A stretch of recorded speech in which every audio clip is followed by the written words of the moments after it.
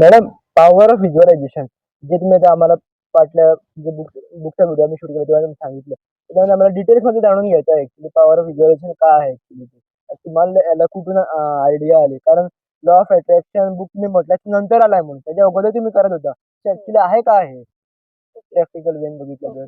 So मी जसं म्हटलं होतं तसं हे माझ्या स्वतःच्या अनुभवातूनच मला कळलं, की माझं जे काय मी व्हिज्युअलाइज केलेलं होतं ते मला अचानकपणे कळलं, की अरे एक्झॅक्टली खरं होतं. सो आणि मग मी त्याच्यामध्ये एक्सपेरिमेंटेशन करायला लागले, की म्हणजे ॲक्च्युली व्हिज्युअलाइज करून म्हणजे व्हिज्युअलाइज करायच्या गोष्टी आणि त्या खऱ्या व्हायच्या. छोट्या-छोट्या पण, मोठ्या-मोठ्या पण.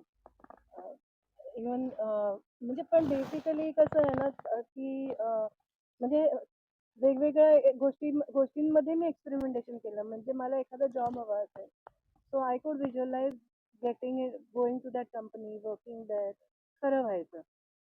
किंवा मी एखाद्या वेळी एखादी म्हणजे जास्त करून सिच्युएशन्स इमॅजिन करायच्या. सो व्हिज्युअलायझेशनमध्ये की पॉइंट हा आहे, की सिच्युएशन तुम्हाला इमॅजिन करता आली पाहिजे. तर ती सिच्युएशन जशी तरी होऊ शकते. ओके. आणि त्याच्यामध्ये इमोशन्स तुमचे इन्व्हेस्टेड असायला पाहिजे. वेगवेगळ्या एखाद्या सिच्युएशनमध्ये इमॅजिनरी लोकं असू शकतील, त्यांच्याबरोबरचं कॉन्व्हर्सेशन असू शकेल. किंवा जर तुम्हाला एखादा इंटरव्ह्यू तुम्ही देऊन आलात, तुम्ही असं इमॅजिन करू शकता, की की तुम्ही सक्सेसफुल झालात. हां, तुम्ही एकदम ह्यानी खुश होऊन तुम्ही काहीतरी घरी पेढे आणलेत, आईला देताय, नमस्कार करताय, की आई माझं झालं, इंटरव्ह्यू क्लिअर झाला. तर समथिंग लाईक दॅट पण त्याच्यामध्ये तुमचे इमोशन्स खूप इन्व्हेस्टेड असणं गरजेचं असतं. त्याशिवाय ते व्हिज्युअलायझेशन खरं होईल असं वाटत नाही मला. आणि मला वाटतं जे तुम्ही सांगितलं त्याप्रमाणे एक व्हिज्युअलायझेशन थिंकिंग असताना त्याच्याबरोबर एक आम्हाला त्याच्याबरोबर एक त्याचे ॲक्शन्स घ्यावे लागणार. हो. फक्त व्हिज्युअलायझेशन थिंकिंग करून काय उपयोग होणार नाही ना. पण आम्ही घरी बसून फक्त विचारच केला हे पाहिजे, ते पाहिजे. नाही. ते काय उपयोग होणार नाही. तर तुम्ही त्याच्यामध्ये ॲक्शन्स पण घेतले. हो, ते ॲक्शन्स कसे घेतले. कनेक्टेड आहे? मुख्य म्हणजे ऍक्शन्स म्हणजे इन द सेन्स की ते फ्युचर आपण जगायला पाहिजे. म्हणजे मला हे हवं असं म्हणताना आपण ऍट द सेम टाइम आपण असं असं म्हणतो की किंवा असा एक विचार असतो की हे आपल्याकडे नाहीये. तशी निगेटिव्हिटी असून नाही चालत. की तो क्षण आपण जगायला पाहिजे. You should see yourself doing something.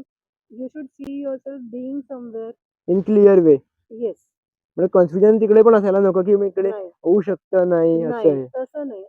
ते जर असेल कन्फ्युजन किंवा ते जर सेल्फ डाऊट असेल तर ते नाही होऊ शकत. आता ऍक्च्युली मला वाटतं तुम्ही जर असं पण व्हिज्युअलाइज केलं असेल अगोदर की बाबा मला गाडी शिकायची आहे. की मी ते व्हिज्युअलाइज केल्यानंतर पण मी गाडी शिकायला गेले. हो. मी इकडे ॲक्शन्स घेतली. म्हणजे प्रत्येकाने व्हिज्युअलाइज थिंकिंग करताना ॲक्शन कशी घ्यायची ते जरा सांगा. कारण ॲक्शन्स घेणं खूप इम्पॉर्टंट आहे. लॉ ऑफ अट्रॅक्शन असे खूप जण बोलतात. पण ॲक्शन्स त्याच्यावरती कसं घ्यायचं ते बोलत नाही. ते खूप इम्पॉर्टंट आहे. ॲक्शन शिवाय काय होतच नाही ना बेसिकली. ऍक्शन शिवाय काही नाही होत. सो कसं आहे ना, की तुम्ही कुठलीही गोष्ट तुम्हाला म्हणजे कुठल्याही गोष्ट मिळवण्यासाठी प्रयत्न करायलाच पाहिजे. फॉर एक्झाम्पल आता एखाद्या ठिकाणी मला जॉब करायचा आहे म्हणा. तर जॉब करण्यासाठी माझा रेझ्युमे तर तयार असायला पाहिजे. तिकडून रेझ्युमे तयार असायला पाहिजे. जॉब साईटवरती अपलोडेड असायला पाहिजे. मग मग मी व्हिज्युअलायझेशनमुळे मला मे बी इंटरव्ह्यूज मिळतील. पण ते इंटरव्ह्यूज क्लिअर करण्याची कॅपॅबिलिटी पण त्याचबरोबर मी माझी डेव्हलप करायला पाहिजे. आय शुड फील कॉन्फिडंट की तो कॉन्फिडन्स बाय द वे असायला पाहिजे की मी या जॉबसाठी सुटेबल आहे हे माझं मला आधी पटलेलं असायला पाहिजे. ओके. तेच जर मला पटलेलं नसेल, तो जर डाऊट माझ्या डोक्यात असेल की अरे की हा काहीतरी मोठा जॉब आहे आणि या जॉबसाठी मी स्वतः मिळेल की नाही असा डाऊट असेल तर उपयोग नाही. मग त्या व्हिज्युअलायझेशनला काही अर्थ नाही.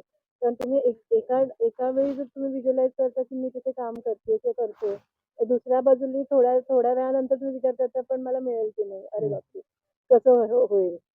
किंवा निराश झाला की अरे मी एवढे दिवस व्हिज्युअलायझेशन करते किंवा करतोय आणि काहीच होत नाहीये पुढे. तर नाही, तसं असत नाही. आणि ऍक्च्युली एकेकदा क्लिअर पण एक व्हिज्युअलायझेशन होत नाही. माझंच एक सांगतो, मी जेव्हा 1 वर्ष अगोदर जेव्हा विचार केला होता की मला अशी डोक्यात असं खरंच नव्हतं की बाबा याला पॉडकास्ट म्हणतात किंवा याला शोज म्हणतात. जसे आता आम्ही नाव दिलं युनिक अचिव्हर शो. पण याला असं म्हणतात का माहिती नव्हतं. पण मला असं डोक्यात आलं होतं की हां, मला लोकांबरोबर बोलायचं आहे, डिस्कशन करायचं आहे. जे मला प्रॉब्लेम फेस झाले ते विचारायचं आहे आणि ते लोकांपर्यंत पोहोचायचं आहे. असं माझ्या फक्त डोक्यात होतं. आणि आता तुम्ही सांगितल्यानंतर क्लिक झालं मला की हां, ते व्हिज्युअलाइज थिंकिंग होतं माझं म्हणून. होतं. आणि त्याच्यानंतर आम्ही ऍक्शन्स घेतली, बोलायला हो. लागलो लोकांबरोबर, म्हणून ते सगळं झालं आहे. Correct, correct. आणि ऍक्च्युली जर व्हिज्युअलाइज थिंकिंग करण्याची ऍक्च्युली एज काय असायला पाहिजे, म्हणजे कोण करू शकतो किंवा छोट्या मुलाने सुरुवात करायला पाहिजे, मोठ्याने? कारण कोणीही छोट्या करू शकतो. नाही, आता ऍक्च्युअली कसं आहे, जर छोट्या मुलाने जर व्हिज्युअलाइज केलं की मला गाडीच पाहिजे, बंगलाच पाहिजे, आणि जर एकदम छोटा आहे तर ते थिंकिंग स्पीड ब्रेक होणार, तुटणार. नाही, मुळात ना छोटी मुलं असतात फार हं, इनोसेंट. हं. त्यांचं ते मटेरियलिस्टिक थिंकिंग मुळातच नसतं, की हे जे मला हे पाहिजे, ते पाहिजे, ते पाहिजे, हे मोठं झाल्यावर जास्त याचं येतं. मुलांची स्वप्न काय असतात? त्यांचं मे बी त्यांना क्रिकेटर व्हायचं असेल किंवा आणखी काहीतरी असेल. सो एका बाजूने ती स्वप्न ते बघू शकतात, की एखाद्या स्पोर्ट्समध्ये चॅम्पियन होतोय मी किंवा काहीतरी मे बी एखाद्याला ड्रॉइंग आवडत असेल, they can visualise themselves as a good artist. असं व्हिज्युअलायझेशन असू शकतं. आणि त्याचबरोबर त्यांनी ते शिकणं आणि मनापासून प्रॅक्टिस करणं किंवा एखाद्याला गायन आवडतं बाबा, तर that person, that child can visualise himself or herself to की मी स्टेजवरती बसून परफॉर्मन्स होतोय, सगळेजण वाह वाह करतायत. हे करू शकतो, पण त्याचबरोबर त्याला त्याची कॅपॅबिलिटीज पण डेव्हलप करायला पाहिजे. मला डेडिकेशन कुठल्याही गोष्टीसाठी पाहिजे. जस्ट डिस्टर्बन्स करूया मी. एक मिनिट, डोक्याचा क्वेश्चन स्ट्राईक होतो. व्हिज्युअलाइज थिंकिंगमुळे आम्ही आमची रिलेशनशिप कोणाबरोबर पण आहे ती बेटर करू शकतो. तर ऍक्च्युली तुम्ही पण इम्प्लिमेंट केला नसेल तर ऍक्च्युली रिलेशनशिप कुठले पण असू दे, फ्रेंड बरोबर, आपल्या गर्लफ्रेंड बरोबर, कुठे पण असू दे, त्याची चांगली कशी करायची ई थिंकिंग यूज करून? तुमचा एक्सपिरियन्स काय आहे याच्यात? व्हिज्युअलायझेशन हे आपल्या स्वतःला आपण काय हवं ते आपण करू शकतो. ह्याच्यामध्ये 2-3 गोष्टी आहेत, मुद्दे आहेत त्याच्यामध्ये. पहिली गोष्ट म्हणजे की तुम्ही दुसऱ्यावरती म्हणजे फोर्सफुली तुम्ही इम्प्लिमेंट नाही करू शकत. नाही, मी दुसऱ्यांना प्रत्येकाचं म्हणत नाही ऍक्च्युली. मी म्हटलं असं, जसं की फॉर एक्झाम्पल, जर माझी एक फ्रेंड बरोबर मला चांगली फ्रेंडशिप करायची आणि जर नसेल, तर मी व्हिज्युअलाइज जर केली की माझी याच्याबरोबर माझी फ्रेंडशिप अशी होऊ शकते, मी असं करू शकतो त्याच्यासाठी, ते व्हिज्युअलाइज कसं करायचं ऍक्च्युली? व्हिज्युअलायझेशन तुम्ही करू शकता. You can imagine situations where you are talking to that person, being with them, enjoying something, relax with them, असं तुम्ही व्हिज्युअलायझेशन करू शकता. पण एक गोष्ट आहे की प्रत्येकाचं फ्री विल असतं. त्या त्या त्या व्यक्तीकडून पण तेवढा जर इंटरेस्ट मुळात असेल तर ते वर्कआउट होईल. Both side. बोथ साइड असायला पाहिजे. म्हणजे फक्त एका बाजूने असून ते चालत नाही. फक्त व्हिज्युअलायझेशन एका बाजूने असून चालत नाही. त्यामुळे तुम्ही maybe you will get into situations with them, पण दे शुड ऑल्सो बी म्हणजे have some positive thing about you in their mind. कारण त्यांचं स्वतःचं फ्री विल असतं. त्यांचे स्वतःचे काही इमॅजिनेशन्स असतात. They imagine something about something about you. तुमच्या बाजूने फक्त तुम्ही एवढंच करू शकता की तुम्ही तुमचे व्हिज्युअलायझेशन करू शकता एखाद्या व्यक्तीबद्दलचे ते संबंध चांगले करण्यासाठी किंवा ते मला बेटर तो चांगला व्हायला नको, पण मी त्याच्यासाठी चांगला होणार याच्यासाठी आम्ही करू शकतो ना. त्याच्यासाठी डेफिनेटली करू शकतो. आणि प्रत्येक गोष्टीसाठी ऍडव्हान्टेज आणि डिसएडव्हान्टेज असतं. तर याची डिसएडव्हान्टेज ऍक्च्युली काय असणार, काहीतरी असणारच. आहेत. ते नक्की कळायला पाहिजे. हो, आणि त्याचा मी अनुभव पण सांगते तुम्हाला. डिसएडव्हान्टेज असं की तुम्ही ना, जसं तुम्ही व्हिज्युअलायझेशन करता आणि जेव्हा ते पॉझिटिव्ह असतं त्याचप्रमाणे ते निगेटिव्ह पण असू शकतं. निगेटिव्ह म्हणजे तुम्ही जर डिप्रेस झालात किंवा निगेटिव्ह थॉट्स आले, जर वाईट आहे ते पण होऊ शकतं. जसं चांगलं होऊ शकतं तसं वाईटही होऊच शकतं. आणि नुसतं निगेटिव्ह थॉट्स असं नाही. तर मला असा एक अनुभव आलाय, लिटरली हे मी आता शेअर करते, मी पुस्तकात पण नाही सांगितलेलं माझ्या, की एम्पॅथी म्हणजे काय, की तुम्ही दुसऱ्याबद्दल एखादी गोष्ट इमॅजिन करता, दुसऱ्याचं दुःख तुम्ही इमॅजिन करता. पॉसिबल आहे की ते दुःख तुम्ही पण भोगू शकता, आणि हे मी भोगलेलं आहे. म्हणजे मी एकदा बेळगावला गेले होते. तिथे भर मार्केट एरियामध्ये भर दुपारच्या वेळी मी अशी एक मुलगी बघितली, जिच्या पायाला प्रॉब्लेम होता, आणि ती प्लॅटफॉर्म, असं लो असा प्लॅटफॉर्म असतो ना, पाटासारखं किंवा काहीतरी, त्याच्यावरती व्हील्स असलेले, त्याच्यावरती ती बसली होती. तिच्या हाताला रुमाल वगैरे बांधलेला होता, कारण रस्ता गरम होता ना.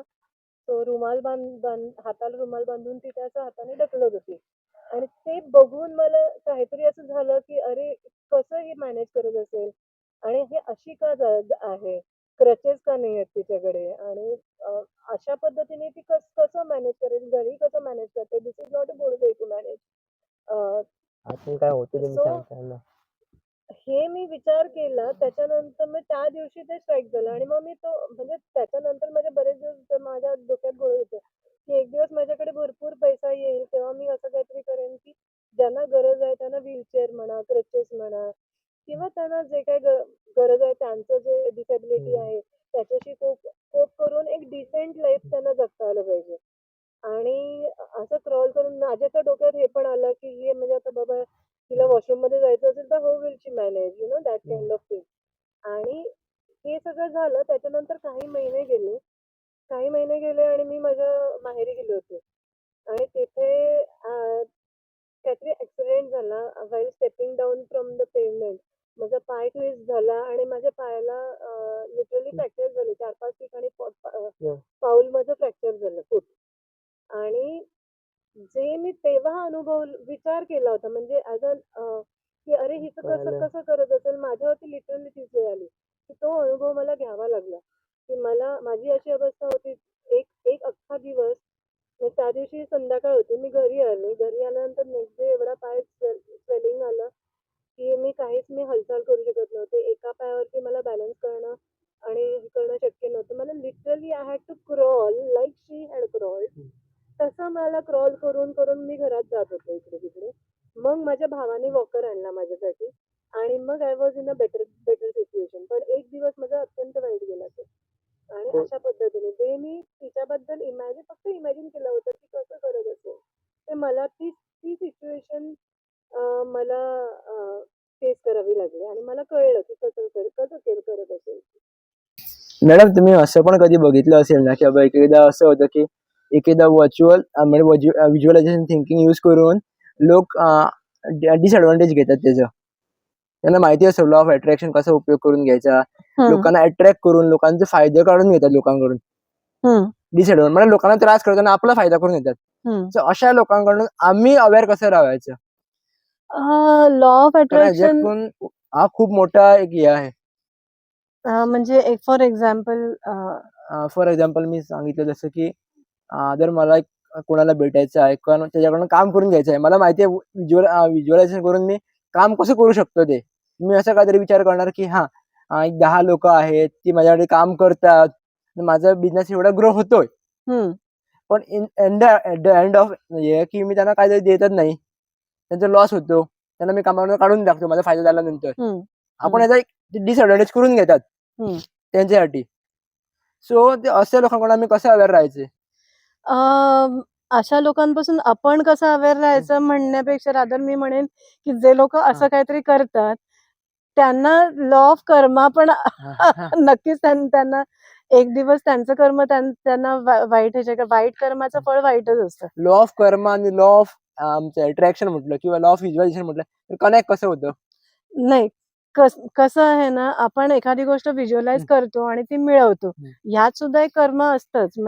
म्हणजे आपण आता गीतेमध्ये जे सांगितलंय तुम्हाला की कर्म करा पण फळाची अपेक्षा करू नका. आता लॉ ऑफ अट्रॅक्शन मध्ये आपण बेसिकली काय काय करतोय की आपण इनफॅक्ट फळाचीच अपेक्षा करतोय. सुरुवातच तिथून करतोय की मला हे पाहिजे.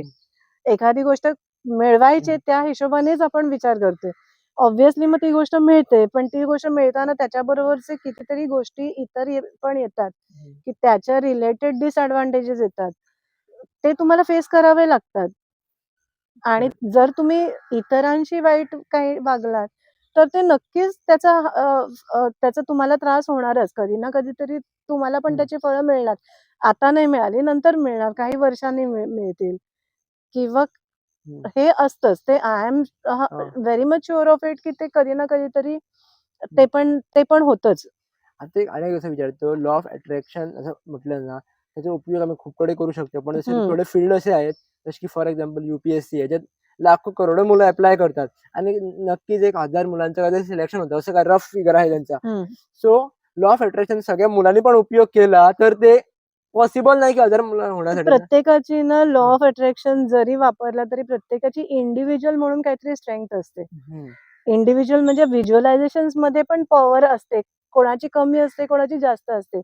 तुम्ही स्पिरिच्युअली तुम्ही कुठल्या लेवलला आहात ते पण थोडंफार मॅटर करतं की तुम्ही किती सॉर्टेड आहात स्वतःमध्ये. ते मॅटर करतं. तुम्ही इतर काही प्रोसेसेस करता का? मेडिटेशन करता का? किंवा कशासाठी तुम्हाला तिथे पोहोचायचंय? त्याच्या मागचा हेतू काय आहे? प्रत्येकाचं आपापलं नशीब पण असतं. आपापलं नशीब घेऊन पण प्रत्येक जण आलेला असतो. सो काही जणांची स्ट्रेंथ असते, त्यांच्यामध्ये कॅपेबिलिटी असते, त्यांचं होतं फुलफिल. पण याचा अर्थ असा नाही की कोणी तुम्ही प्रयत्न पण करू नये, की हा मला होणार नाही माझ्याच्याने असं म्हटलं तर नाहीच होणार. जर तुम्ही तो प्रयत्न केला तरच ते पॉसिबल तरी होईल, की ते फुलफिल होईल तुम्हाला जे हवं ते. आज मी स्पिरिच्युअलिटी कनेक्ट म्हणतो त्याच्याबरोबर मी एक असं विचारायचं असं डोक्यात आलं की एनर्जी वाइब्स मी ऐकलं असेल जेव्हा हो. बोलताना एनर्जी शेअर होते वाइब शेअर हो, होतात हो. तर तुम्हाला आता कसं वाटतं ऍक्च्युली होतंय का काय निगेटिव्ह वाइब्स येतात ऍक्च्युली खरं नाही. सांगा मला फीडबॅक असं हवा आहे हां. की आता एवढं गॅस बरोबर बोललो आहे मी ऍक्च्युली त्यांना कसं वाटतं ऍक्च्युली बोलताना अनकम्फर्टेबल वाटतंय कम्फर्टेबल वाटतंय मला नाही. वाइब्स ऍक्च्युली कसं काय येतात का असतं का ऍक्च्युली वाइब्स म्हणजे ऍक्च्युली काय वाइब्स म्हणजे शॉर्टमध्ये वाइब्स म्हणजे व्हायब्रेशन. एनर्जी प्रत्येकाचा आपापला ऑरा असतो. एनर्जी असते. ओके. एक शक्ती प्रत्येकामध्ये एक प्राणशक्ती असते आणि त्याच्याशी रिलेटेड एक एनर्जी फील्ड असतं. म्हणजे जर सो आपण जर आता समोरासमोर बसून बोलतोय, सो तुमचं एक एनर्जी फील्ड आहे, माझं एक एनर्जी फील्ड आहे, त्याच्यामध्ये पण इंटरॅक्शन होते. सो बेस्ड ऑन तुमचं फील्ड कसं आहे, मला ते काहीतरी जाणवेल किंवा तुम्हाला माझ्याबद्दल काहीतरी जाणवेल. सो त्याच्यामधलं एकमेकांबद्दल आपण कधी-कधी विचार करतो ना, की हा माणूस असा आहे किंवा ही व्यक्ती अशी आहे. काही-काही जणांबरोबर आपण डायरेक्टली आपण ओळखत पण नसतो त्यांना, पण अनकम्फर्टेबल होतो त्यांच्याबरोबर. बाजूला कोणीतरी येऊन बसल्याबरोबर वी फील व्हेरी अनकम्फर्टेबल. कारण ते ते जे एनर्जी फिलिंग्ज असतात, एनर्जी तो ऑरा जो असतो त्यांचा वेगळा असतो. तो आपल्याला जाणवतो. आपल्यापासून बरीच ती माणसं वेगळी असतात. त्यांच्या विचार इव्हन विचार सुद्धा थॉट्स आर व्हायब्रेशन्स. म्हणून ते इकडून तिकडे ट्रान्सफर होतात. ते टेलिपॅथीला सुद्धा अर्थ आहे. टेलिपॅथी म्हणजे काय? Energy vibrations. आता आपण we are very much used to telecommunications किंवा टेलिव्हिजन आहे. तसंच टेलिपॅथी ते विचार डायरेक्टली पोहोचतात. आपण बोललेलं जसं लांबपर्यंत पोहोचू शकतं, विचार पण पोहोचू शकतात. नाही एकदा मला असं झालंय खूप मी विचारलं तुम्हाला मी एक गॅस बरोबर ना खरं सांगतो मी की 10 मिनिटं बोललं ना की बस ह्याच्याबरोबर आणि नको बोलूया असं वाटतं म्हणजे नको आणि शूट करा आणि एक गॅस बरोबर तुमच्या बरोबर 3 एपिसोड शूट केलं असं वाटतं की आणि शूट करीत जाऊया बोलत जाऊया एकेदा असं होतंय म्हणजे एकट्याबरोबर दिवसभर बोललो ना कंटाळा येत नाही थोड्याबरोबर 10 मिनिटं बोललो ना की नको यार चल जा इथून कल्टी मार व्हिडिओ नाही, नाही. खरंय. ते होतं. ते म्युच्युअल फिलिंग असतं आणि कुठेतरी ते कार्मिक रिलेशन्स पण असतात. म्हणजे आय डोंट नो आता तुम्ही विश्वास ठेवता की नाही, पण माझा नक्कीच पूर्वजन्मीवरती किंवा पुनर्जन्मांवरती विश्वास आहे. थोडक्यात सांगा बेसिकली आहे काय ते कारण मी असं ऐकलंय आणि खूप इकडे व्हिडिओ मध्ये बघितलंय पण जेव्हा असं समोरासमोर माणूस सांगतो ना तेव्हा की काय आहे जाणून घेऊया ओके. सो कसं आहे ना, जे कोणी भेटतात असं म्हणतात, की काही ना काहीतरी त्यांचे पूर्वीचे पूर्वी कुठल्या ना कुठल्या कॅपॅसिटीमध्ये ते एकत्र आलेले असतात आणि वेगवेगळ्या जन्मांमध्ये ते परत एकत्र येतात या ना त्या कॅपॅसिटीमध्ये.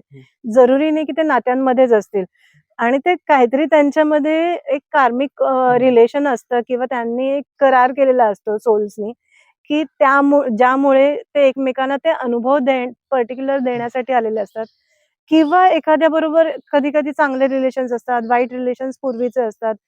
कोणी कोणाला फसवलेलं असतं. सो ते सगळं तो ड्रामा परत रिपीट करायला किंवा ते हिशोब चुकते करायला परत आलेले असतात. त्याच्यामुळे आपल्याला ते जाणवतं. इनफॅक्ट मला पण असे अनुभव आहेत, की आता मी नावं नाही घेणार, पण नाव पण घेऊ नका हो. नावं नाही घेणार. फक्त मी सांगते की माझी जशी फॉर एक्झाम्पल मी एक माझी कलीग होती. इकडची नाही दुसऱ्या कुठल्या सेंटरमधली होती. तिला कुठेतरी ऑफ साइटला वगैरे माझी भेट झाली होती. ती भेटल्याबरोबर ना मला प्रचंड तिच्याबद्दल निगेटिव्ह फिलिंग आलं होतं, की माझ्या डोक्यात हेही आलं की ही आणि माझी मॅनेजर ती हायर पोझिशनला होती. माझी मॅनेजर ही कधीच व्हायला नको. पण अनफॉर्च्युनेटली माझी मॅनेजर ती झाली आणि मला भरपूर त्रास झाला तिच्याबरोबर काम करताना. So there was something definitely की मला ते जाणवलं होतं तिच्या बाबतीत. त्यावेळी आमचं काहीच कनेक्शन नव्हतं. पण हो, पहिल्या मीटिंगमध्येच ते जाणवलं होतं मला. आता एक व्हिडिओ लांब होता आणि मी टॉपिक चेंज पण होत आहे. सो मी मला परत घेऊन जाणार तिकडे. प्लस व्हिज्युअलायझेशनवर जर युथांनी त्याचा उपयोग करून घ्यायला पाहिजे, खूप उपयोग. तर कसा करून घ्यावा तुम्ही सांगू शकतात? हो, तुम्हाला जर काय हवं हं. असेल, मी असं म्हणेन की तुम्हाला जर काही हवं असेल, हवं असेल इन द सेन्स एखाद्या तुमचं काहीतरी गोल असेल, तर तिथपर्यंत पोहोचायला तुम्ही ते आधी तुम्ही ते असं इमॅजिन करत की तुम्ही ऑलरेडी पोहोचलात तिथपर्यंत. म्हणजे इमॅजिन अ सिच्युएशन की तुम्ही ऑलरेडी तिथे आहात त्या पोझिशनमध्ये. Believe in that. जोपर्यंत तो बिलीफ नाहीये तोपर्यंत ते पॉसिबलच नाहीये. So have full confidence, have full belief आणि स्वतःला क्रॉस क्वेश्चन करू नका की हे कसं शक्य आहे. शक्य ऑलरेडी झालंय. फ्युचरमध्ये इट इज ऑलरेडी हॅपन्ड. हा जर तुम्ही स्ट्रॉंगली विचार केला ना तर तुम्ही नक्की पोहोचू शकाल. पण थोडे क्रॉस क्वेश्चन करावे लागतात ना, कारण माझ्या फील्डमध्ये मला प्रश्न करतो. जसे की एक तुम्ही सांगितलं की मला इंटरव्ह्यू मला घ्यायची आहे. हम्म. मी पण घेतो आणि मी पण असा विचार करतो की तुला कसली घ्यायची आहे, कुठल्या लोकांची घ्यायची आहे. हा माझे प्रश्न मलाच असतात आणि हा मी आन्सर काढतो आणि त्याच्यावरती काम करतो नंतर. नाही, पण हे cross questioning this is a different type.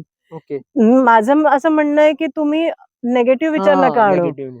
हे पाहिजेच. हे हो. दिस इज लाईक समथिंग की तुम्ही किंवा रादर इनफॅक्ट तुमच्या फील्डमध्ये तुम्हाला इतरांचे पॉडकास्ट बघून ते काय वेगळं करतायत, आपण काय करू शकतो, त्यांचं बोलणं कसं आहे, आपलं कसं आहे, compare continuously you can compare you to improve yourself. पण मी सांगेल कम्पेअर करून पण आम्ही त्याच्यासारखं कधीच बनू नाही शकत नाही. मी बघितलं एव्हरी आतापर्यंत. Individual is unique. त्यांची प्रत्येकाचे आपापल्या हो. युनिक स्ट्रेंथ असतात आणि युनिकनेस प्रत्येकाचा असतो ना. सो काही काही गोष्टी फॉर एक्झाम्पल मी तुमच्या बाबतीत जे मी ऑब्झर्व केलंय की तुम्ही यू आर व्हेरी पंक्च्युअल. तुमचे वर्क एथिक्स मला खूप आवडलेत. ज्या वेळेला तुम्ही सांगता डॉट त्या वेळेला तुम्ही हजर असता. तुम्ही फॉलोअप्स घेता, फीडबॅक घेता. ह्या सगळ्या गोष्टी they are going to eventually work in your favour आणि you have to keep doing those. आणखी पण काही असतील ते तुम्हाला स्ट्राईक होतील की मी काय how do I better my self. ते कंटिन्युअस थिंकिंग असायला पाहिजे. म्हणजे तो असा एखादा हिरा असतो ना, त्याला कसे पैलू पाडतात, तसं तो हिरा तुम्ही स्वतः व्हा, स्वतःचे स्वतःला पैलू पाडत चला आणि आणि एक दिवस तो शाईन एवढा येईल ना की तुम्ही लोकांना किंवा त्या जगाला चमकवून टाकाल. येस. आणि ऍक्च्युली ना एक खरं असं सांगतो की आमचं एक युनिक अचिव्हर्सचं एक मोठं असं हे आहे की गोव्याचे युथ ना कुठेतरी वेगळ्या तऱ्हेने शाईन व्हावे, वेगळ्या प्रकारे पॉझिटिव्हिटीने कुठेतरी पुढे जावे. तर याच्यासाठी जर तुम्हाला काही सांगायचं असेल युथांसाठी तर तुम्ही एक सांगू शकता शेवटी? मला असं वाटतं की तुम्ही ना हार्डवर्क घ्यायला पाहिजे. Dedication is most important. तुमचे काहीतरी एथिक्स असायला पाहिजे, प्रिन्सिपल्स असायला पाहिजे. So think about all this thing. तुम्ही काय करू शकता, कायम जसं मी म्हटलं तसं स्वतःला इम्प्रूव्ह करण्यासाठी काय करू शकता, हे तुम्ही कंटिन्युअसली विचार करून त्याबद्दल प्रॅक्टिस करून किंवा तुम्ही जे काय तुमच्या फील्डमध्ये जे काय तुम्हाला शक्य असेल तेवढं तुम्ही कंटिन्युअसली करत राहणं गरजेचं आहे. Thank you ma'am for sharing this knowledge actually. कारण असं म्हणतात ना की मी पण लॉ ऑफ अट्रॅक्शनचं खूप ऐकलं होतं. इव्हन समरीज ऐकलंय खूपच. पण असं ते होणार कुठेतरी ते मोठ्या लोकांसाठी, आम्हाला कुठे आहे? तर सबकॉन्शियस मंडळ होतातच. पण जेव्हा मी ऍक्च्युअली बघतो, ऐकतो समोरासमोर, ते काहीतरी वेगळंच व्हायब्रेशन असतात ऍक्च्युअली. हो, नक्कीच. Yes. Thank you so much. Thank you so much. तुमका व्हिडिओ आवडलाच असतलो. यावेळी तुम्ही खूप गजाली शिकले असतले. आय एम रिक्वेस्टिंग जे तुम्ही व्हिडिओज पळयता पळय ते व्हिडिओ एक नोटपॅड दवरान सगळें नोट करा. तशेंच तुमकां येणाऱ्या काळात खंयचे व्हिडिओज जाय, खंयच्या टॉपिकांचेर उलयल्ले जाय, खंयच्या एक्शनाचेर उलयल्ले जाय किंवा खंयच्या टॉपिकाचेर डिस्कस केल्ले जाय, इवन खंयचे गेस्ट जाय आमच्या प्लॅटफॉर्माचेर ते आमकां नक्कीच कळवा. इफ जर तुमकां सुद्दां येवपाक जाय ह्या प्लॅटफॉर्माचेर जाल्यार आमकां कमेंट करा किंवा ईमेल करा. थँक्यू.